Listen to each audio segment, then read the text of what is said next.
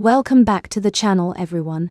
If you love captivating stories about men transforming into women in unique and fascinating ways, then be sure to subscribe and give this video a thumbs up.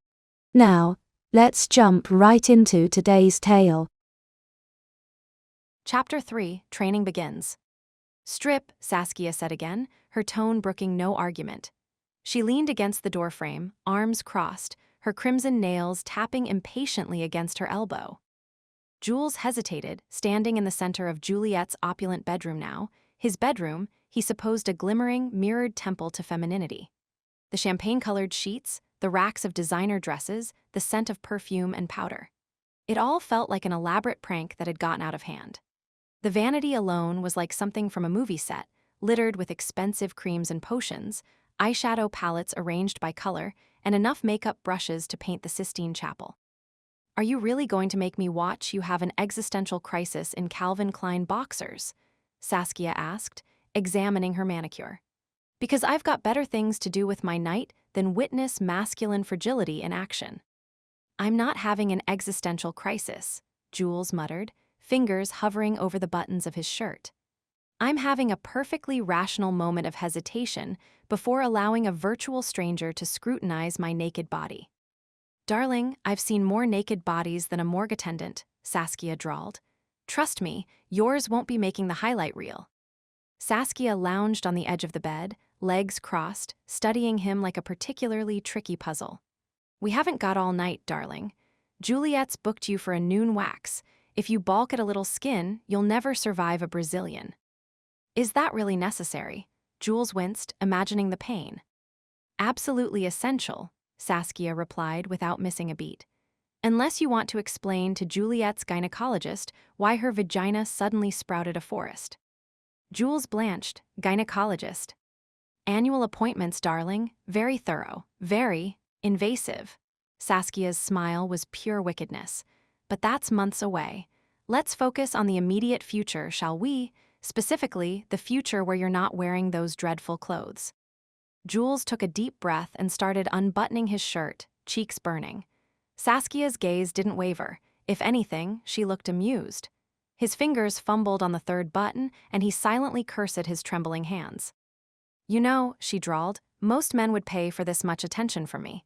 But you get the full VIP package: pain, pleasure, and humiliation. Lucky you." "I'm overwhelmed by my good fortune," Jules replied dryly, shrugging the shirt from his shoulders. The cool air prickled his skin, raising goosebumps across his chest and arms. Sarcasm, keep that, it suits you," Saskia noted approvingly. "Juliet's fans adore her bitchy one-liners. It's part of her charm." Jules hesitated at his belt buckle, suddenly acutely aware of the prosthetic waiting in the black case. His imagination conjured the feeling of emptiness between his legs, the alien sensation of something else there instead. His breath quickened. "Having second thoughts already?" Saskia asked, one perfectly arched eyebrow rising. "We haven't even gotten to the painful parts yet." "Just savoring my last moments of masculinity," Jules replied, forcing his hands to move. The belt slid free with a soft hiss of leather. "Trust me, darling, there wasn't much to savor," Saskia retorted. "You've got the testosterone levels of a neutered house cat." His trousers joined his shirt on the floor, leaving him in only his briefs. He looked down at his pale, boyish body, narrow hips, slight shoulders, the barest hint of a chest. He blushed, thinking of the breast forms and prosthetic waiting in that sleek black case. Saskia grinned, rising to circle him like a cat. "Honestly, Jules, you're already halfway there. No muscle, no hair, barely a shadow on your jaw. Juliet always said you were the prettier twin." "She did not," Jules protested, fighting the urge to cover himself. "She absolutely did," Saskia countered. Quote, "Jules got all the good eyelashes and the perky ass, totally wasted on him," end quote. He rolled his eyes, but Saskia was already pulling his arms up, inspecting him with clinical precision. "Turn," she ordered. He did, feeling oddly exposed as her gaze raked over his back, his legs lingering on his bottom. "Your sister wasn't wrong about the ass," she murmured. "Very pert. With the right underwear, you'll stop traffic." "Is that a compliment or a threat?" Jules asked over his shoulder. "Both, darling, always both." Her fingers traced the curve of his spine, making him shiver. Your posture needs work. Juliet stands like a dancer, shoulders back, chest out, hips forward. You slouch like an apologetic librarian. I am an apologetic librarian, at heart. Not anymore, Saskia replied, tapping his shoulder blades. From now on, you're unapologetic everything. Now off with those tragic briefs. Jules froze. Is that really? Absolutely necessary, Saskia finished for him. I need to see what we're working with for the prosthetic fitting. Don't worry, I'll preserve your modesty. For now. With a deep breath, Jules hooked his thumbs into the waistband of his briefs and pushed them down, stepping out of them with as much dignity as he could muster. Which wasn't much. Not bad, she purred, circling him once more, her gaze clinical but not unkind. You'll be a knockout with the right curves. Now let's get you ready for your wax. Now, Jules squeaked, it's almost 1 a.m. Beauty never sleeps, Saskia replied, already pulling out her phone. And neither does Yelena. She's Russian, ex-KGB, specializes in emergency hair removal. Makes Marina look like a kitten. I thought Marina was doing my wax tomorrow. Marina does maintenance. Yelena does demolition. Saskia's smile was not reassuring. She'll be here in 20 minutes. I suggest you take a hot shower, opens the pores, makes it marginally less excruciating. Jules swallowed hard, and after the wax. Saskia's eyes gleamed as she gestured toward the black case. After the wax, we make you a woman. The living room had been transformed into an impromptu salon. Plastic sheets covered Juliet's cream-colored carpet, and a portable massage table dominated the center of the room. Yelena, a statuesque blonde with forearms like a lumberjack, was arranging pots of wax and strips of cloth with military precision. This is client, she asked in a thick accent, eyeing Jules with skeptical blue eyes. Very skinny, good bone structure though. The salon was bright, clinical, and smelled faintly of vanilla and terror. Jules lay on the table, gripping the edge as the terrifyingly efficient Yelena slathered him with hot wax. Saskia watched from a nearby chair, sipping espresso and scrolling her phone. Relax, darling, Saskia called. If you can't handle a bit of wax, how will you handle a 6-inch stiletto? How about we tackle one medieval torture at a time? Jules replied through gritted teeth. Yelena snorted. Men, always dramatic. Women do this every month, no complain. I'm pretty sure that's not anatomically accurate, Jules began, then yelped as Yelena yanked the first strip from his chest. His squeal was somewhere between a whimper and a yelp. Saskia laughed. That's one way to raise your pitch. Maybe we should record your screams, instant voice training. I hate you, Jules gasped, tears springing to his eyes. You'll thank me when you're smooth as a seal, Saskia replied, not looking up from her phone. Besides, this is nothing. Wait until she gets between your legs. Jules blanched, between my. You want be woman, yes. Women not have hair. There, Yelena gestured vaguely toward his groin. Very important, most sensitive part. I'm aware of the sensitivity, Jules muttered. Good, then you understand why we do this first, before prosthetic. Yelena slapped another strip of hot wax onto his inner thigh with sadistic cheerfulness. You must be clean canvas for new artwork. Poetic, Saskia remarked. Yelena missed her calling as a philosopher. Philosophy not pay bills, Yelena grunted, yanking another strip. Beauty industry much more profitable. 2 excruciating hours later, Jules was hairless from the neck down. Even his arms, which he'd insisted weren't that hairy to begin with, had been subjected to Yelena's ruthless ministrations. His skin burned and tingled, hypersensitive to the slightest touch of air. Perfect, Yelena declared, surveying her handiwork. Smooth like baby, now for aftercare.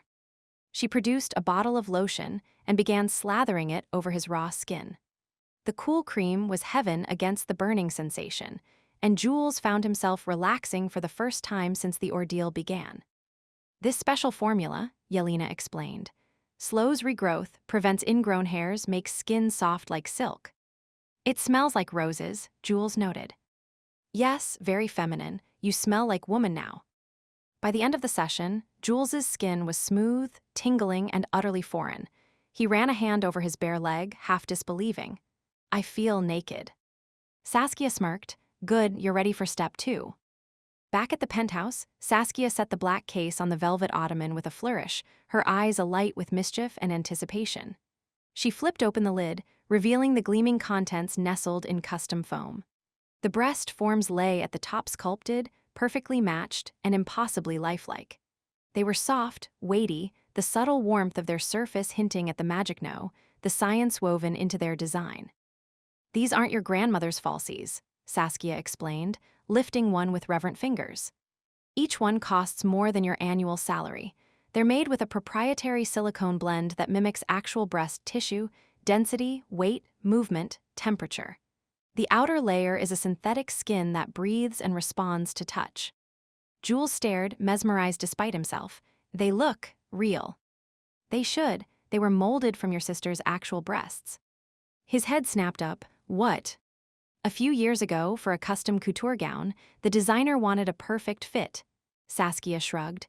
"Juliet kept the molds. Foresight, I suppose, or narcissism. Hard to tell with her." Saskia lifted them delicately, her fingers pressing into the flesh-like surface. "These go on first," she said, her tone half serious, half ceremonial.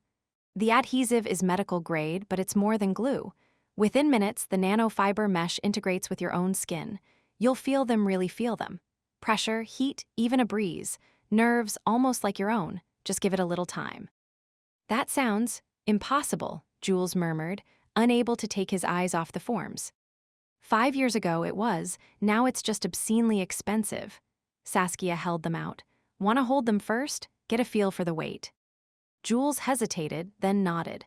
She placed them in his hands, and he nearly dropped them, surprised by their heft. "Heavy, right?" Saskia grinned. "About a pound each. C-cups. Juliet's are D's, but we thought we'd start you off with something more manageable." "How considerate," Jules replied dryly, weighing them in his palms. They were warm, almost body temperature, and shifted naturally with his movements. The nipples, he noticed with a blush, were perfectly formed, slightly erect, a dusky rose color that matched his own skin tone exactly. "Ready?" Saskia asked, producing a tube of adhesive. "This part's a bit intimate." Jules nodded, swallowing hard. "Arms up," she instructed, squeezing a clear gel onto the back of each form. "This might feel cold at first."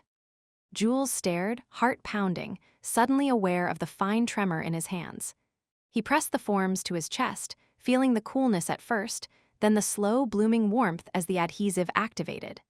The weight settled into him, drawing his shoulders forward slightly, changing the center of gravity of his body. For a moment, there was only a strange, tingling numbness, but then sensation flowed in, like a tide. The gentle press of the forms against his ribs, a prickle of awareness at the nipples, the soft resistance of fabric as his shirt brushed over the new curves. "Oh," he gasped, cupping them instinctively. The sensation was electric pressure and touch translating through unfamiliar nerves, a ghostly echo of what it must feel like to be born into this body. He could feel the cool air on the skin, the warm press of his own hands, even the faint, delicious ache of weight. For the first time, Jules understood the secret gravity that women carried, so subtle, so intimate.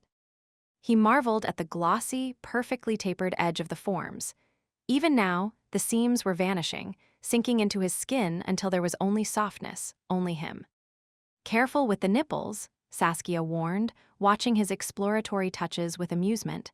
"They're extremely sensitive, calibrated to your sister's exact responses." Jules jerked his hands away as if burned. "That's disturbing." "That's technology," Saskia corrected.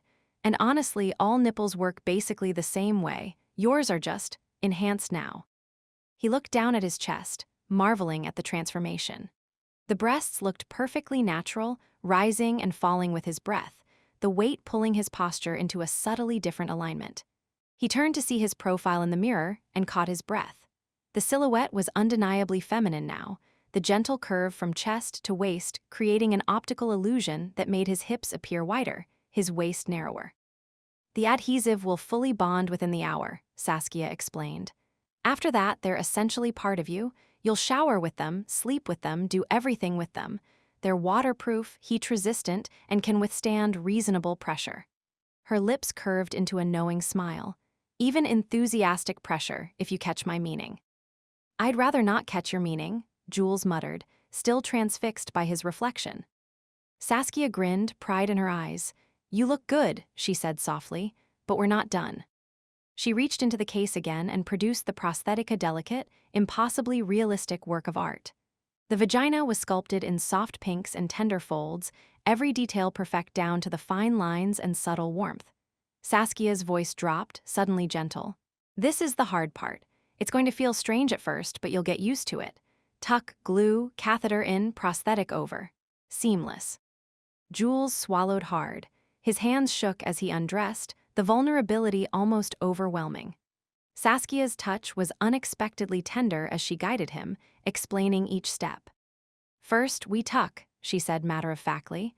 "Your penis is so small, it'll tuck perfectly. The glue is strong but safe. The catheter will let you pee naturally, even while everything's sealed up. It's engineered for 6 months, no discomfort." 6 months, Jules repeated, alarmed. "You mean I can't remove it?" "Not easily, no. That's the point. You need to live as Juliet completely. No half measures, remember?" She produced what looked like a pair of tight, flesh-colored briefs. "These compression shorts will help keep everything in place while the adhesive sets." He winced as Saskia guided his flaccid penis back, flattening it perfectly against his body. The chill of the adhesive made him shiver, but was quickly replaced by a deep, encompassing warmth. Saskia inserted the catheter with practiced gentleness, murmuring reassurances, and Jules felt the odd, not unpleasant sensation of the tubing sliding inside. The prosthetic came next. She pressed it into place, smoothing the edges with careful fingers. The seams, already faint, seemed to dissolve into his skin, the color and texture blending until he couldn't tell where he ended and the prosthetic began. "The nanofiber technology is the same as the breast forms," Saskia explained, her clinical tone helping Jules maintain his composure. "The mesh integrates with your skin, creating a seamless transition. The nerve endings connect to your own, translating pressure and touch to the appropriate sensations." The final touch was a gentle, firm press over the clitoral hood and labia, a sensation that made Jules jolt. Suddenly, he felt everything: the gentle throb of nerves awakening, the slick, soft heat between his thighs, the subtle pressure where fingers pressed. He reached down tentatively and gasped. The sensation was alien, electric, but undeniably real. He could feel the texture of the labia under his fingers, the hypersensitive swell of the clit, the soft inner warmth. It was overwhelming, unfamiliar pleasure, dizzying in its intensity. "Easy," Saskia cautioned, steadying him as he swayed slightly. "It's a lot to process at once. The sensitivity will normalize over the next few days as your brain adapts to the new inputs." He looked down and saw nothing of the boy he'd been. Only smooth, feminine curves, the soft mound so perfect it could have always been there. His fingers trembled as they traced the new contours, wonder and disbelief mingling on his face. "How does it feel?" Saskia asked, her voice uncharacteristically gentle. "Strange," Jules admitted, "but not bad, just different, like discovering a new sense. The hormones will enhance the sensations," she explained, "make everything more responsive, more intense." Saskia caught the look in his eyes and smiled, her voice low and teasing. "Told you," she purred. "You'll get used to it, or maybe you'll get addicted. Most do. It's not just about looking the part, Jules, it's about being it. Every nerve, every sensation. Welcome to your new skin." Saskia wasted no time. She lined up a half-dozen pairs of heels, tossed Jules a silk robe, and began the next round of lessons. "Put this on," she ordered, handing him a blush-colored silk kimono. "Carefully, your center of gravity has changed." Jules slipped into the robe, immediately aware of how the fabric caressed his new curves, sliding over his breasts, brushing against the unfamiliar sensitivity between his legs. The sensation was distracting, almost overwhelming. "Focus," Saskia snapped her fingers. "Lesson 1, walking. The foundation of femininity is movement." "I thought the foundation of femininity was oppression and unrealistic beauty standards," Jules quipped, cinching the robe's belt. "Save the feminist theory for your university days," Saskia retorted. "Right now, you're learning practical application. Walking in heels is physics, not politics." She selected a pair of modest 3-inch pumps in black patent leather. "We'll start with the training wheels. These are Laubautins, so try not to scuff them. They cost more than your monthly rent. Jules eyed them skeptically. I'm going to break my ankle. Probably, Saskia agreed cheerfully, but you'll look fabulous doing it. With a sigh of resignation, Jules slipped his feet into the heels. The change in posture was immediate. His calves tightened, his spine straightened, his new breasts thrust slightly forward. Walk for me, she commanded. Hips loose, confident, shoulders back like you on the room. Jules took a tentative step, wobbling precariously. His second step was marginally better, but by the third, he'd overcompensated and nearly twisted his ankle. Again, Saskia instructed, unmoved by his struggles. One foot directly in front of the other. Think runway, not rugby field. Jules wobbled, caught himself, and tried again. Saskia's laughter was wicked, but not unkind. You walk like you're apologizing for existing, she observed. Juliet walks like everyone else should apologize for breathing her air. That's because Juliet is a narcissist, Jules muttered, taking another wobbly step. And now, so are you, Saskia replied smoothly. Embrace it. Narcissism is just confidence with better lighting. After 20 minutes of practice, Jules managed to cross the room without looking like he was navigating a minefield.